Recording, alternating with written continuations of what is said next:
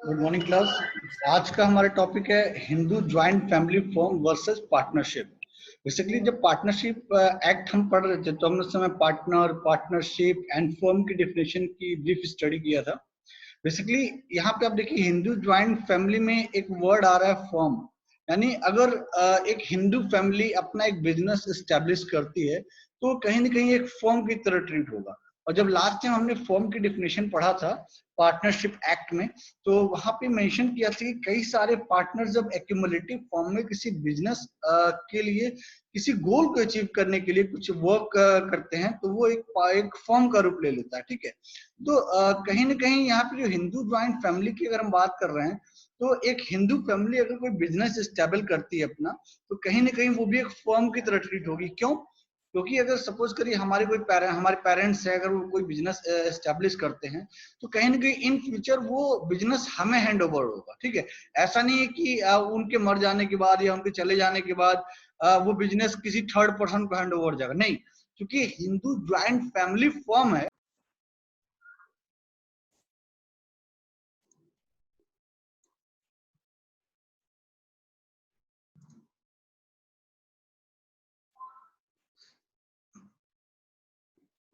तो कहीं ना कहीं वो बिजनेस इन फ्यूचर हमें हैंड ओवर हो जाएगा।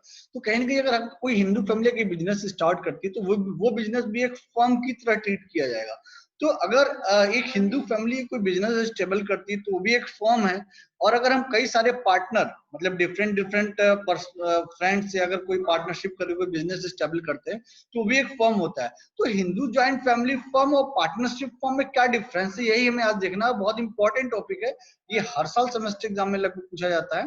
तो अगर हिंदू ज्वाइंट फैमिली फॉर्म की अगर बात करें तो यहाँ देखिए फर्स्ट पॉइंट, अच्छा यहाँ हम डिफरेंशिएट करेंगे एक दूसरे को। तो हर हिंदू ज्वाइंट फैमिली के अगेंस्ट जो डिफरेंट होगा वो हमने उसके बगल वाले रो में मेंशन किया हुआ है। तो अगर हम हिंदू ज्वाइंट फैमिली फॉर्म के डिफरेंशिएशन की बात करते हैं तो यहाँ देखिए कह रहा है Hindu joint family form arises as a result of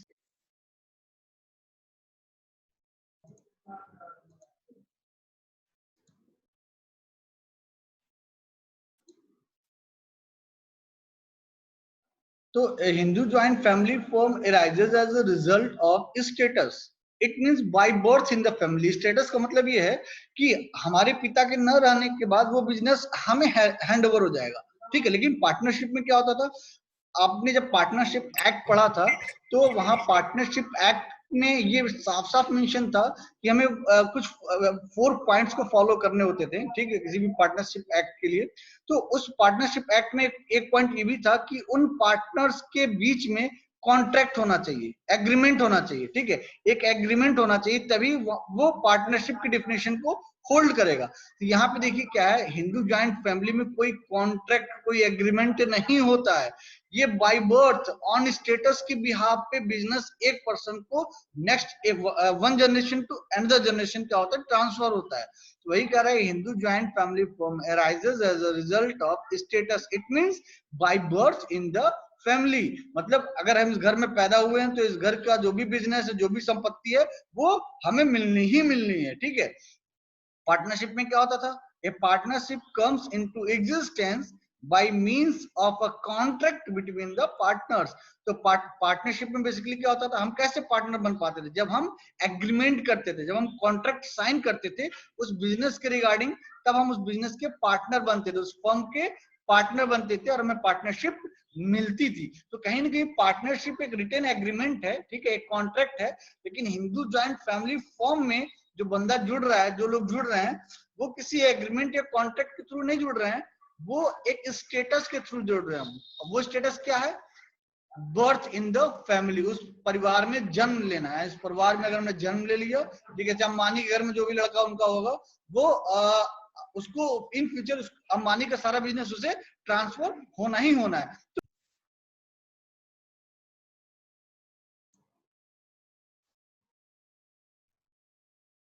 तो उसको जो बिजनेस ट्रांसफर हो रहा है वो कहीं ना कहीं वो उसके पेरेंट्स के द्वारा जो भी बिजनेस स्टेबल किया गया है, ठीक है, वो उसको business on the behalf of birth उसको क्या किया जा रहा है, ट्रांसफर किया जा रहा है। इसके लिए कोई एग्रीमेंट नहीं होता है, कोई कॉन्ट्रैक्ट नहीं होता है।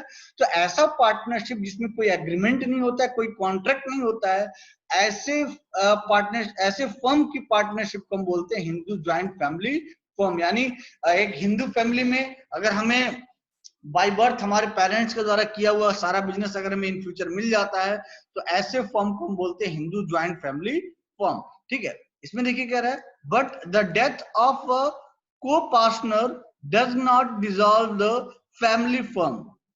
को पार्टनर्स का मतलब यहाँ पे है भागीदार, मतलब जो हमारे बिजनेस का, जो हमारे ओवरऑल शेयर का भागीदार होगा। कह रहा है बट द डेथ ऑफ को पार्टनर,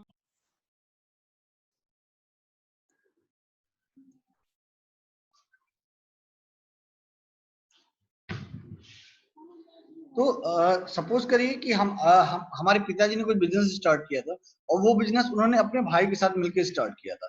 तो अगर सपोज करिए इन फ्यूचर में उनके भाई की अगर डेथ हो जाती है, तो ऐसा नहीं कि उनकी पार्टनरशिप डिसॉल्व हो जाएगी, ठीक है, यानी उनकी भागीदारी खत्म हो जाएगी, नहीं, उनकी भागीदारी उनके बच्चों को मिलेगी।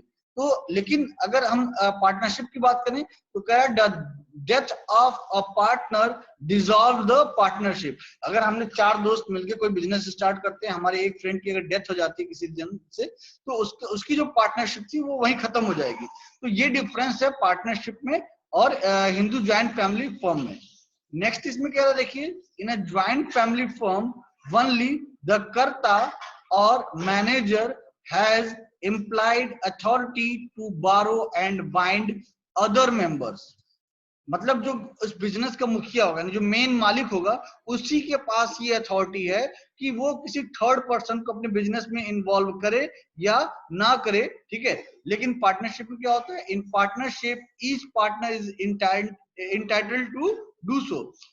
पार्टनरशिप में क्या होता है, हर पार्टनर के पास ये अथॉरिटी होती है कि वो किसी से भी कर्ज ले सकता है, किसी को भी अपने बिजनेस में जोड़ सकता है। ये अथॉरिटी एक पार्टनरशिप में हर पार्टनर के पास होती है। लेकिन हिंदू ज्वाइंट फैमिली फॉर्म में ये जो अथॉरिटी है, ये सिर्फ कर्ता के पास होती है, जिसको हम बोलते हैं overall manager of the firm. Next क्या रहा है, in joint family business only the karta is personally liable.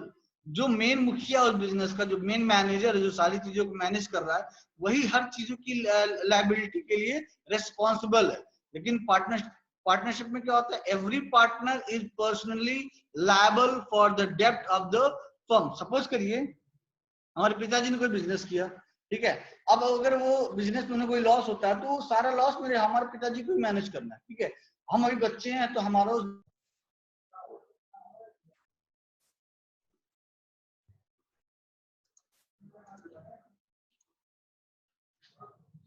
तो हमारे हमारे फादर को अगर बिजनेस में कुछ लॉस होता है, तो सारा लॉस उन्हें बियर करना है। एज अ चाइल्ड हम उनके बच्चे हैं, तो हमें उस बिजनेस के प्रॉफिट और लॉस से अभी कोई मतलब नहीं है।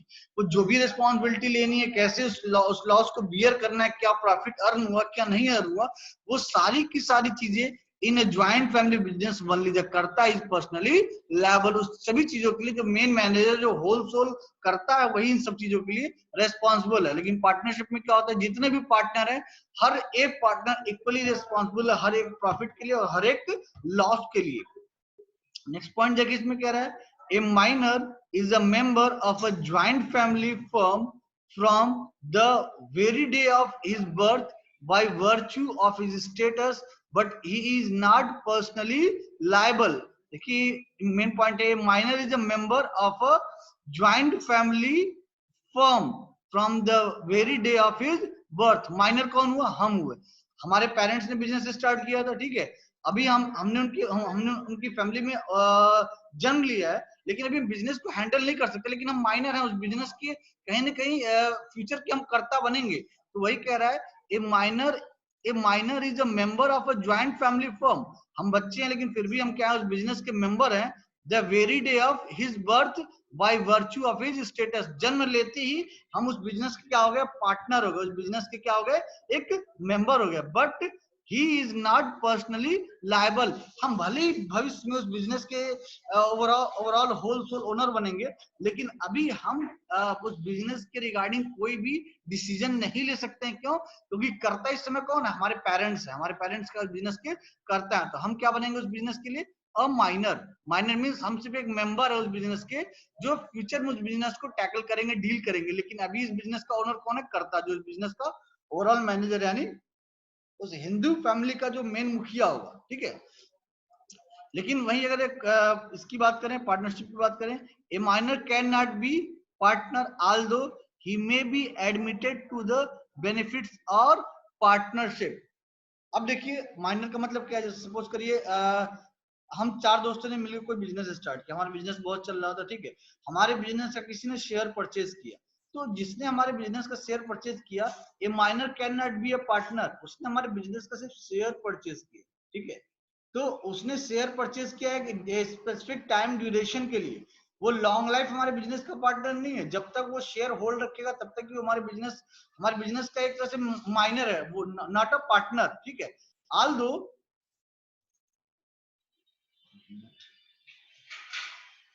although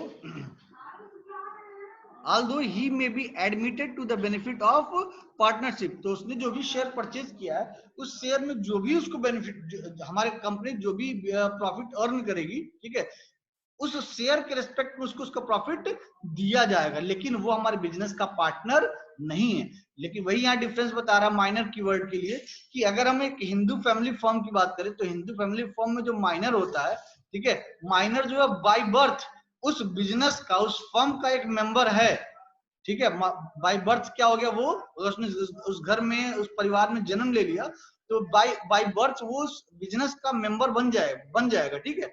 लेकिन वो कोई डिसीजन नहीं ले सकता बिजनेस के रिगार्डिंग, वो अलग की बात है, लेकिन वो बिजनेस का मेंबर है। लेकिन अगर हम पार्टनरशिप की बात करें, जो माइनर होता है, minor can not be a partner. अगर मैं जियो कंपनी का शेयर परचेज कर लूं 10 शेयर, तो मैं जियो कंपनी का पार्टनर नहीं बन जाऊंगा, ठीक है। मैंने जस्ट शेयर होल्ड किया, तो मैं क्या हूँ? जियो कंपनी के लिए माइनर हूँ, ठीक है। ये minor can not be a partner. Minor जो है पार्टनरशिप में अगर बात करें, तो माइनर जो है पार्टनरशिप में पार्टनर नहीं होता है, लेकिन फिर भी he may be admitted to the benefits of partnership, लेकिन उस बिजनेस में जो भी प्रॉफिट अर्न होगा, उसके परचेज्ड शेयर के रिस्पेक्ट में उसको उसका प्रॉफिट दिया जाएगा। हिंदू जॉइंट फैमिली फॉर्म की रिगार्डिंग अगर बात करें, तो यहाँ कह रहा है, एक को partner can not ask for accounts, his only remedy is to ask the partitions of his assets of the family firm। जैसे हमारे बिजनेस, ऐसे हमारे घर में बहुत सारे लोग होते हैं, ठीक है। तो सपोज करिए हमारे पिताजी चार भाई थे, चारों भाई ने मिलकर बिजनेस स्टार्ट किया, लेकिन उस बिजनेस को ओवरऑल हमारे पिताजी अगर देख रेख कर रहे हैं, तो जो बाकी तीन भाई होंगे क्या होंगे? वो सहभागीदारी होंगे, मतलब भागीदार है हमारे उस बिजनेस के, क्या है? भागीदार हैं, ठीक है, को पार्टनर है। तो कह रहा है को partners can not ask for accounts. तो हमारे पिताजी के जो तीन भाई हैं, वो क्या? को पार्टनर, और हमारे पिताजी क्या है? ओवरऑल करता है, मैनेजर उस बिजनेस के। तो जो भी अकाउंट्स के रिलेटेड डिटेल्स है, वो को पार्टनर कर्ता से नहीं मांग सकता है। His only remedies to ask for,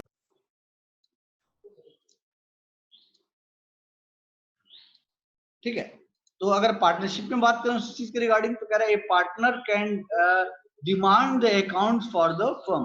अगर किसी बिजनेस, अगर किसी फर्म की बात करें जो पार्टनरशिप एक्ट के तहत अगर बनाया गया है, तो उस फर्म में जितने भी पार्टनर हैं, उन सभी पार्टनर के पास इक्वल प्रिविलेज है, वो कंपनी की हर एक के अकाउंट डिटेल्स को चेक कर सकते हैं और वो मांग सकते हैं। नो रेजिग्नेशन ऑफ, अगर फैमिली फर्म की रिगार्डिंग अब बात करें, तो कह रहा है no resignation of a family firm is necessary. अगर कोई ज्वाइंट हिंदू ज्वाइंट फैमिली के थ्रू कोई फॉर्म अगर हम एस्टैब्लिश करते हैं, तो इसमें रेजिग्नेशन का कोई कॉन्सेप्ट नहीं होता है। ऐसा नहीं है कि चार भाइयों ने मिलकर कोई बिजनेस स्टार्ट किया तो उसने रिजाइन कर दिया तो बिजनेस छोड़ देगा ना। वो बाय बर्थ उसके पास है तो है, वो मेंबरशिप जब तक जिंदा है तब तक रहेगी, वो मर जाएगा तो उसकी मेंबरशिप उसके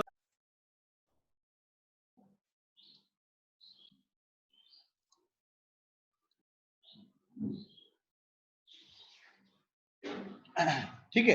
तो रिजिग्नेशन का कोई कॉन्सेप्ट नहीं होता है हिंदू ज्वाइंट फैमिली फॉर्म में। लेकिन हम एक ऐसे फॉर्म की बात करें जो पार्टनरशिप एक्ट के तहत बना है, तो कह रहा है while a partnership form must be registered, अच्छा सॉरी, ये रजिस्ट्रेशन की बात कर रहा था यहाँ पे। पार्टनरशिप फॉर्म का, सॉरी, जो Hindu Hindu Hindu joint family form होते हैं, हिंदू जॉइंट फैमिली फॉर्म में कोई भी रजिस्ट्रेशन कॉन्सेप्ट नहीं होता है, ठीक है। ऐसा नहीं कि चार भाई मिलकर कोई बिजनेस स्टार्ट कर रहे हैं तो आपस में आपस के सहभागीदारी का कोई रजिस्ट्रेशन कराएंगे। तो कहने का मतलब ये है कि जब हम पार्टनरशिप की बात करते हैं तो पार्टनरशिप तब बनती है जब दो या दो से ज्यादा लोग मिल करके किसी बिजनेस को स्टेब्लिश करते हैं, किसी फर्म को स्टेब्लिश करते हैं। तो उनकी पार्टनरशिप कैसे बन पाएगी, उनकी सहभागीदारी पार्टनरशिप में कैसे कन्वर्ट होगी, जब वो एक एग्रीमेंट करेंगे। तो पार्टनरशिप यही कहता है, पार्टनरशिप एक्ट यही कहता है कि without any agreement you can't establish a partnership. यानी पार्टनरशिप करने के लिए आपको एग्रीमेंट करने की जरूरत है, रजिस्ट्रेशन की जरूरत है। लेकिन अगर हिंदू जॉइंट फैमिली फॉर्म की बात करें, there is no registration of a family form is necessary. यहाँ पे कोई रजिस्ट्रेशन कॉन्सेप्ट नहीं होता है।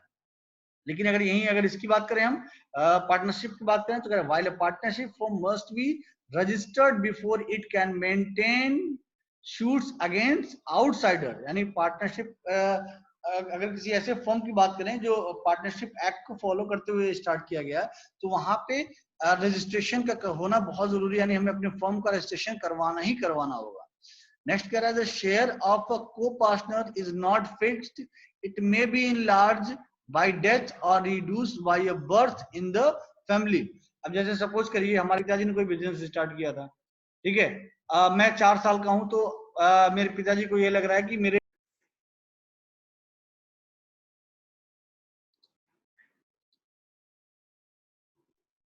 ये देखिए, जो कह रहा है शेयर ऑफ ए को पार्टनर इज नॉट फिक्स्ड। मतलब अगर चार भाई मिलके एक बिजनेस स्टार्ट करते हैं, तो उसमें कोई एक करता होगा, रिमेनिंग 3 क्या होंगे, भागीदार होंगे, को पार्टनर होंगे। तो उनका जो शेयर वो फिक्स नहीं है। कैसे फिक्स नहीं है? जैसे सपोज करिए, अब मेरे पिताजी ने अकेले कोई बिजनेस स्टार्ट किया था, ठीक है। हम 2 भाई थे, तो हमारे पिताजी जो भी बिजनेस स्टेबल करेंगे, 50% मुझे मिलेगा, 50% मेरे भाई को मिलेगा। लेकिन अगर अगर वही बिजनेस सपोज करिए इन फ्यूचर हमारे एक और भाई हो जाता है, तो वही बिजनेस जो है हमारा, हम 3 भाइयों में बढ़ जाएगा। तो कहने का मतलब है, ए share of a co partner is not fixed. यानी जो भागीदार हैं उस बिजनेस के, हिंदू जॉइंट फैमिली फर्म के, वो फिक्स नहीं होता है। It may be enlarge by death. अगर हमारे भाइयों में किसी एक की मौत हो जाए, तो क्या हो गया, मान ली मेरा एक भाई है, हम दोनों ने बिजनेस मिलकर स्टार्ट किया, अगर एक भाई की डेथ हो जाती है, तो सारे बिजनेस का ओवरऑल मालिक मैं बन गया, वो सारा का सारा बिजनेस मुझे मिल जाएगा।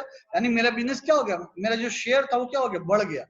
और reduced by birth in the family. लेकिन अगर हमारे फैमिली में किसी और एक मेंबर की बर्थ हो जाती है, एक और मेंबर आ जाता है हमारी फैमिली में, तो क्या होगा, वो जो शेयर है, शेयर पर पर्सन, वो क्या होगा, रिड्यूस हो जाएगा।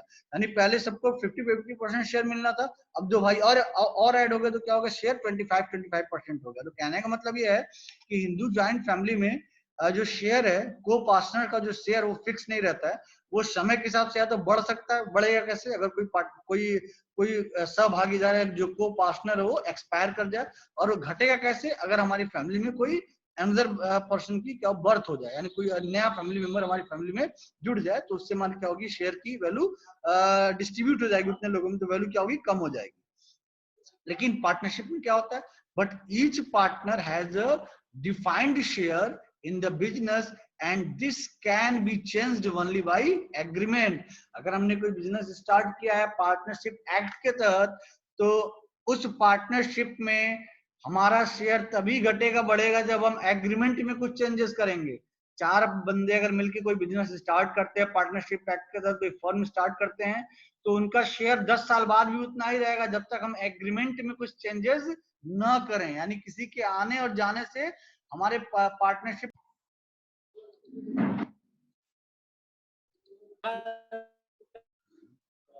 तो कहने का मतलब है कि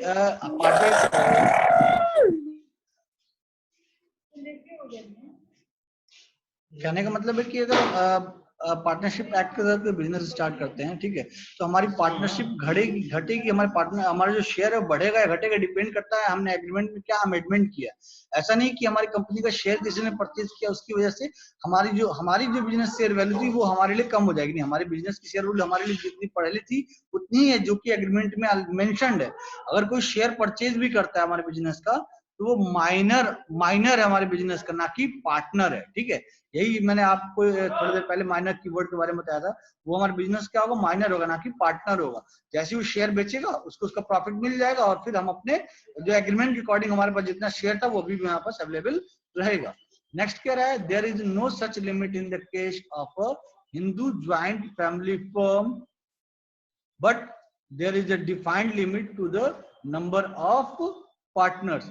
अब देखिए ये जो शेयर की बात कर रहा है, ठीक है, ज्वाइंट हिंदू फैमिली फर्म में शेयर की कोई लिमिट नहीं है। हम जितना बिजनेस बढ़ाते जाएंगे हमारा शेयर उतना बढ़ता जाएगा। हम बिजनेस बढ़ाते भी जाएं और हमारे घर में फैमिली मेंबर भी बढ़ते जाएं तो हमारी शेयर वैल्यू क्या होगी, घट भी सकती है या इक्वल भी रह सकती है। लेकिन अगर बिजनेस बढ़ाते जा रहे हैं, हमारे बिजनेस में हमारे फैमिली मेंबर का कोई 1 या 2% एक्सपायर कर गया, डेथ हो गया उसका, तो हमारे बिजनेस का जो शेयर हो क्या होगा, बढ़ जाएगा। ठीक है, तो there is no such limit, हमारे शेयर की कोई लिमिट नहीं है इसमें हिंदू जॉइंट फैमिली फर्म में। लेकिन इसमें अगर हम पार्टनरशिप की बात करें, but there is a defined limit to the number of partners. अगर हम पार्टनरशिप की बात करें तो हमारा जो शेयर की वैल्यू है वो घट नहीं सकती, बढ़ नहीं सकती। क्यों? क्योंकि हमने जो एग्रीमेंट किया है, जितने पार्टनर्स हैं उन सभी पार्टनर्स में शेयर की वैल्यू क्या है, इक्वल है। कोई एक पार्टनर बिजनेस छोड़ के जाएगा तो अपना शेयर लेके जाएगा।